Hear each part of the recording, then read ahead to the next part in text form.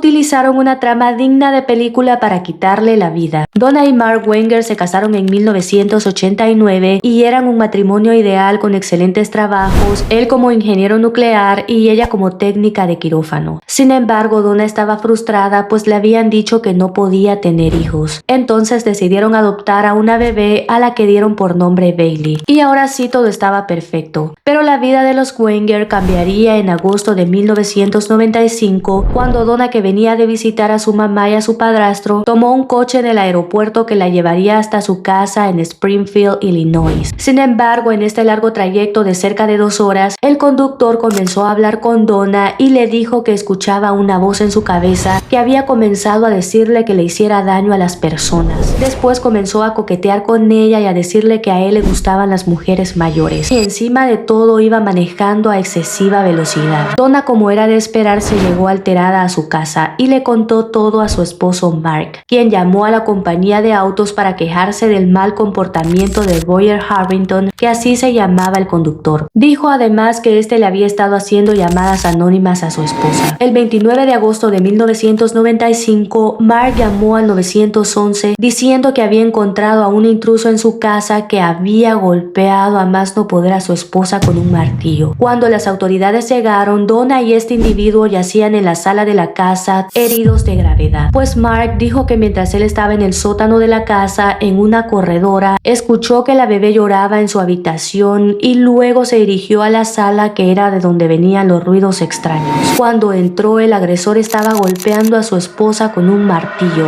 Entonces él, que llevaba su pistola, le disparó en la cabeza y el agresor cayó hacia atrás. Uno de los primeros detectives que llegó a la casa tomó fotografías a la escena del crimen antes de que Donna y el agresor fueran llevados al hospital, y estas fotografías quedarían archivadas en el olvido por años. Donna y el intruso murieron más tarde en el hospital. Cuando las autoridades le confirmaron a Mark que se trataba de Roger Harrington, el conductor acosador, él les contó todo lo que había pasado y además les dijo que este hombre había estado haciendo llamadas anónimas a su esposa. Y las autoridades, al tener a un culpable tan obvio, cerraron el caso en menos de 48 horas. Pero la familia de Roger y uno de los investigadores no estaban de acuerdo, pues este último dijo que cómo era posible que Donna hubiera salido a abrirle la puerta a este hombre que era quien le había causado semejante susto. Y además él encontró una nota en el carro de Roger con el nombre y la dirección de los Wenger y una hora en específico, como si se tratara de una cita y no de un plan de agresión. Pero los superiores de este detective no dejaron que él siguiera investigando y el caso quedaría así por varios años. Mientras tanto, Mark se casó con una niñera que había contratado 5 meses después de la muerte de su esposa y con ella tuvo 3 hijos más. Rebecca, la niñera, adoptó a Bailey, la hija adoptiva de Donna, y fue una excelente madre para ella. Pero comenzó a notar que Diane Schultz, la mejor amiga de Donna, quería estar siempre en la vida de la pequeña Bailey, pero de una forma poco común. Y después se daría cuenta del por qué era esto. Porque 3 años después de la muerte de Donna, su mejor amiga Diane fue a la policía a confesar que ella había tenido una aventura con Mark, que había comenzado un mes antes de la muerte de su mejor amiga y Mark la había terminado meses después. Además, declaró que Mark le había dicho que todo sería más fácil entre ellos dos si Donna no estuviera.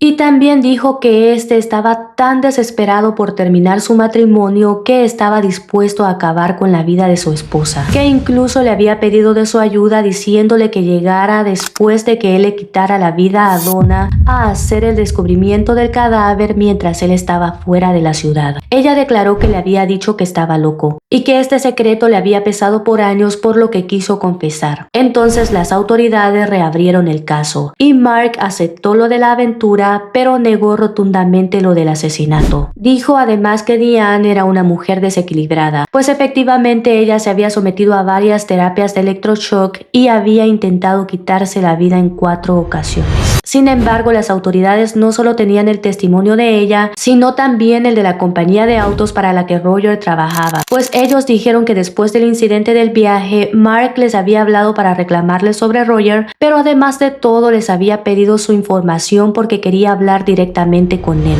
Roger les había permitido darle su número de teléfono porque él quería resolver las cosas, y esto concordaba perfectamente con la nota en forma de cita que fue encontrada en el auto de Roger. Aparte de esto, las autoridades tenían más dudas, pues no había señales de entrada forzada, lo que indicaba que Roger había entrado con el permiso de los dueños a esta casa. Y siendo que él tenía armas en su coche que podía haber utilizado de haberle querido quitar la vida a Donna, era poco probable que él hubiera ido con estas intenciones a la casa. Además de todo, las autoridades encontraron las fotografías que el primer detective tomó cuando llegó a la escena del crimen de Donna y Roger gravemente heridos y descubrieron que los cuerpos de estos no estaban en la posición en que Mark había contado, por lo que Mark Wenger quedó bajo arresto. Y aunque él seguía negando su culpabilidad, fue encontrado culpable y condenado a cadena perpetua. Pero este caso no se termina ahí, porque en 2005 un reo que estaba cumpliendo condena junto con Mark declaró que este lo había querido reclutar en su plan para secuestrar a Diane y obligarla a decir que todo lo que había dicho ella eran mentiras y que Mark era inocente. También quería que le quitaran la vida a su ex suegro, el padrastro de Donna, pues no le caía bien. Y también a uno de sus amigos de la infancia que no había querido pagar su fianza. Parece que este hombre vivía en su propia película y por esto se le agregaron 35 años más a su condena. Si este tipo de contenido te parece interesante, sígueme para más.